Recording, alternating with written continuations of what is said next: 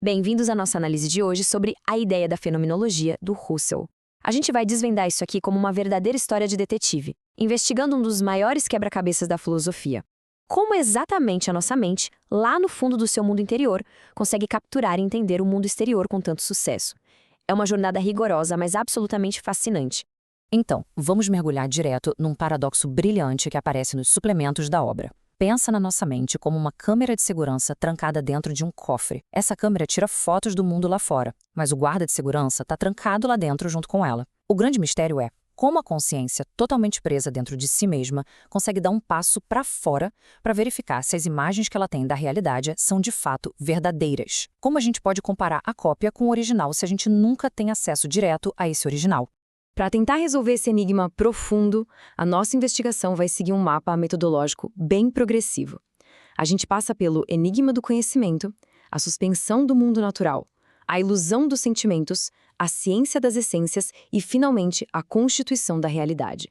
Começando pela primeira parte, o enigma do conhecimento e a falha fatal no nosso pensamento cotidiano. Olha que interessante esse contraste. A atitude natural é aquela suposição bem ingênua que a gente usa todo dia. A gente simplesmente presume que a realidade está lá e que a nossa mente é só um espelho passivo refletindo tudo. Já a atitude filosófica cai na real de que essa ponte entre o que acontece dentro da nossa cabeça e a coisa física lá fora não tem nada de óbvio. Na verdade, é um mistério absurdo. E quando essa atitude natural tenta usar suas próprias ferramentas e o pensamento científico padrão para explicar essa conexão, bom, o resultado é um desastre. O Husserl chama isso famosamente de dificuldades abismais.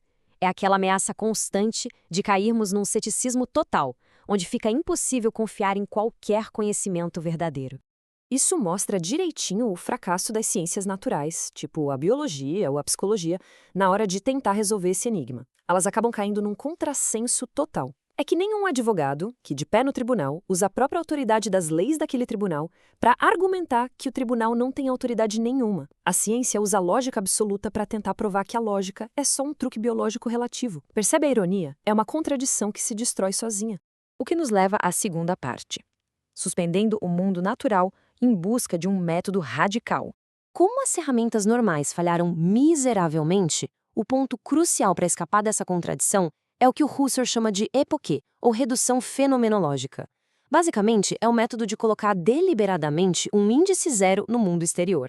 A ideia não é negar que o mundo existe, tá? É simplesmente suspender totalmente o nosso julgamento sobre a existência dele.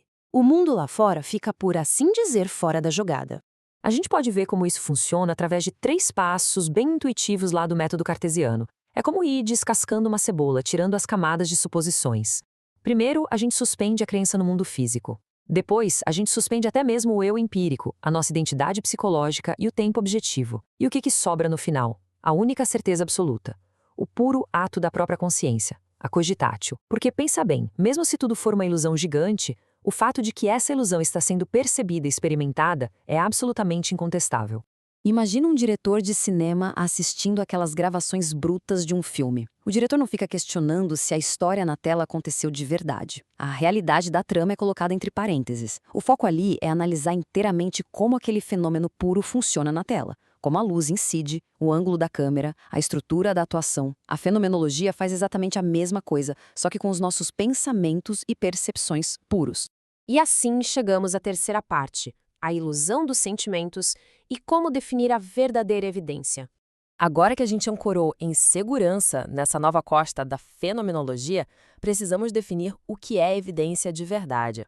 A visão psicológica tradicional comete o erro perigoso de achar que a evidência é só um sentimento subjetivo e cego de certeza. Mas o Husserl vai totalmente contra isso. Para ele, a evidência não é algo que a gente sente, é o próprio objeto se entregando diretamente para a nossa mente. É o que ele chama de autodoação, ou Selbstgebenheit, no alemão. Depender de sentimentos para definir a verdade é literalmente como confiar num cheque em branco sem fundos. Acaba gerando falhas lógicas sem fim. Se a evidência é só um sentimento, quem é que garante que esse sentimento está certo? A gente precisaria de um segundo sentimento para validar o primeiro e um terceiro para o segundo, criando uma regressão infinita. É um erro clássico. Confunde a intenção vazia, que é só pensar sobre algo, com a intuição plena, que é capturar a coisa de fato.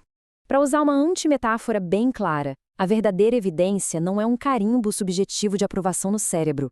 Pensar muito forte que o morango é doce e ter certeza disso não é evidência.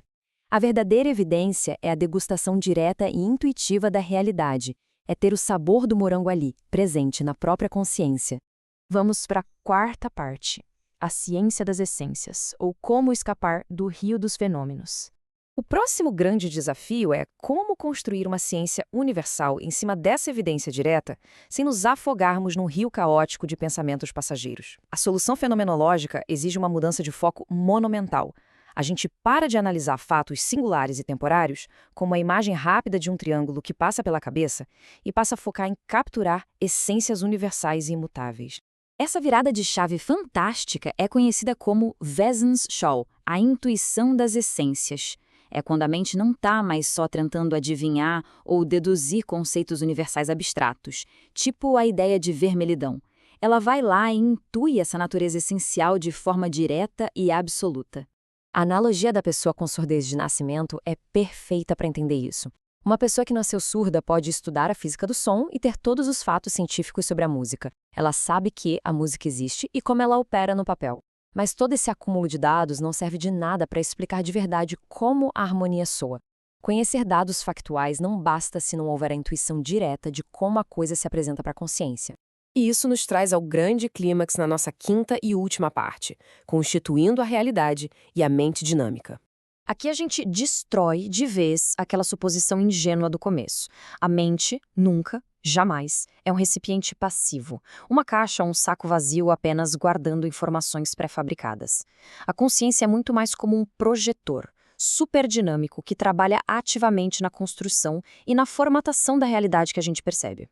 A nossa experiência do tempo é o exemplo perfeito dessa tal constituição. Imagina olhar para uma melodia no visor de um equalizador de som digital. No presente, no exato agora, só tem uma coluninha de luz acesa por vez. Mas a gente ouve uma melodia contínua, né? Por quê?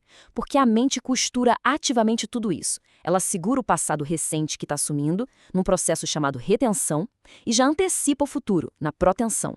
É a nossa mente que costura essas notas num único objeto musical coeso. E o mais assombroso é que esse processo fantástico de constituição não vale só para o tempo. A mente forma ativamente, literalmente tudo o que chega na gente. Desde as leis da lógica e da matemática, passando pelas casas e árvores do mundo físico, pensamentos puramente simbólicos e chegando até mesmo em ficções impossíveis, tipo a ideia de um quadrado redondo. Tudo passa por essa formatação ativa. Para fechar essa nossa verdadeira história de detetive filosófico, fica no ar uma provocação profunda baseada na grande lição do Husserl. Se a fenomenologia nos mostra de forma inegável que a mente é essa força ativa que constitui o próprio tecido do tempo, da lógica e de todo o mundo físico ao nosso redor, o que isso significa para tal realidade independente do mundo que a gente achava tão garantida? O mundo não é só um cenário passivo onde a gente mora. É um sentido super complexo que nós ajudamos a constituir, de forma inseparável a cada milissegundo. Fica a reflexão. Até a próxima análise.